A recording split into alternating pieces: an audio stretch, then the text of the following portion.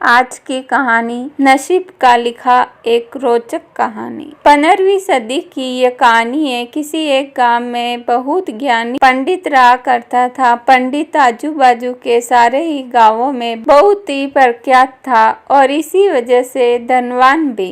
पंडित का परिवार ज्यादा बड़ा नहीं था। पंडित अपनी पत्नी के साथ अपने बहुत बड़े घर में अकेला रहता था, क्योंकि पंडित को कोई बेटा नहीं था और एक बेटी थी जिसका विवाह पास के गांव वाले एक श्रीमंत लड़के से हो चुका था। पंडित ने शादी से पहले अपने होने वाले दामाद की अच्छे से जांच पड़ताल की थी और अपनी बेटी का भविष्य भी ठीक से पढ़ा था। तब जाकर उसने बेटी की शादी की थी। लेकिन कुछ सालों में ही पंडित का दामाद बुरी आदतों के चंगुल में फंस गया। जुआ और शराब की बुरी आदत ने उन्हें सड़क पर लाकर रख दिया। अपनी बेटी की ऐसी दुर्दशा देखकर पंडित की पत्नी काफी दुखी होती थी और अक्सर पंडित को कहा करती थी, तुम जाकर उनकी मदद कर आओ। पंडित हमेशा अपनी बीवी को यह कहकर उनकी मदद करने के लिए मना कर देता था कि अभी कुछ समय तक उनका बुरा वक्त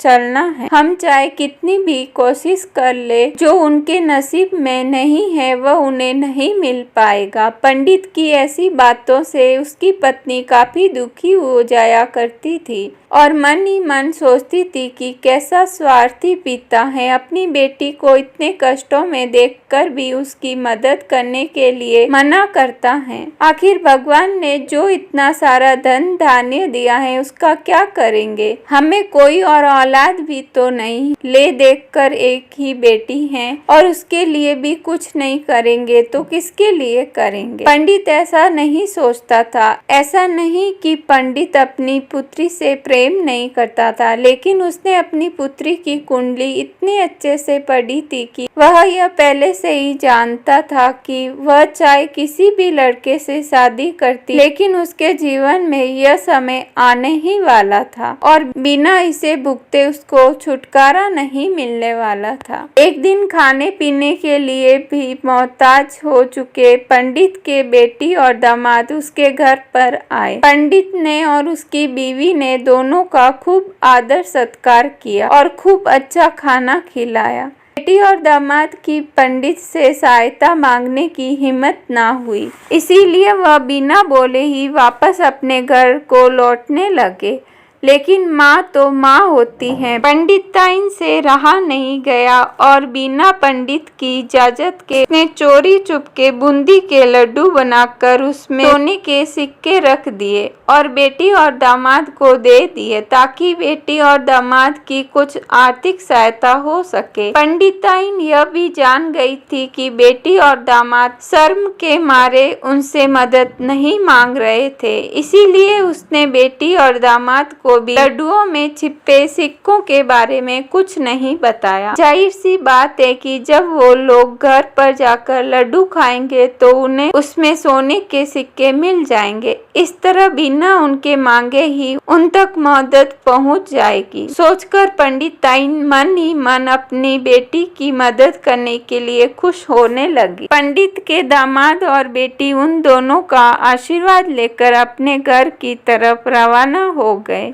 बेटी और दामाद का गांव पंडित के घर से कोसों दूर था, फिर भी पैसों की कमी के चलते वह चलकर अपने गांव की तरफ निकल पड़े। थोड़े दूर ही चले थे कि पंडित की बेटी के पैर में मोच आ गई और अब उनको चलना भी मुश्किल हो गया। पंडित के दामाद ने जब देखा कि उसकी बीवी अब बिल्कुल चलने में सक्षम नहीं है तो उसने एक टांगा अपने घर तक किराए पर ले लिया। दोनों पति पत्नी टांगे में बैठकर घर तक पहुंच गए, लेकिन टांगे वाले को देने के लिए उनके पास पैसे नहीं थे, इसीलिए पंडिताइन ने जो बूंदी के लड्डू उन्हें दिए थे वही किराए के तौर पर उस टांगे वाले को दे दिए। टांगे वाला बूंदी के लड्डू को लेकर वहां से चला गया। टांगे वाला अपने घर की तरफ जा रहा था, तब उसे एक हलवाई की दुकान दिखी। उसने सोचा कि थोड़े से बूंदी के लड्डुओं से मेरे घर के लोगों का पेट थोड़ी भरने वाला है।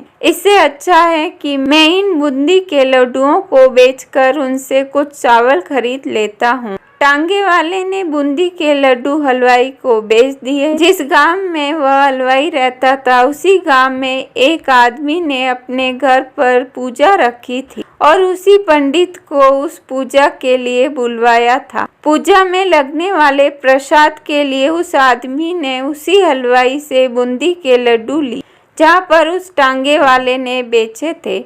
हलवाई ने भी उस आदमी को टांगे वाले से खरीदे हुए लड्डू ही पहले दिए ताकि वह खराब न हो जाए, क्योंकि वह नहीं जानता था कि ये लड्डू कब बने हैं। पूजा खत्म होने पर दक्षिणा और बूंदी के लड्डू लेकर जब पंडित अपने घर आया और खाना खाने बैठा, तो प्रसाद में लाए बूंदी के लड्डू खाते वक्त लड्डू से सोने का सिक्का निकला। इस घटना को देखकर पंडिताइन के आंखों से आंसू बहने लगे। पंडित ने जब पंडिताइन से उसके रोने का कारण पूछा, तो पंडिताइन ने पंडित को सब कुछ बताया और पंडित से उनकी बातों पर भरोसा न करने के लिए माफी मांगी। पंडित ने पंडिताइन के आंसू पोंछे और कहा कि तुम्हारी तरह मैं भी हमारी बेटी को बहुत प्रेम करता हूँ, लेकिन अगर हम उसकी अब मदद करते हैं तो दामाद हमसे हमेशा ऐसे ही मदद की अपेक्षा रखेगा और अपनी बुरी आदतों को कभी नहीं छोड़ेगा।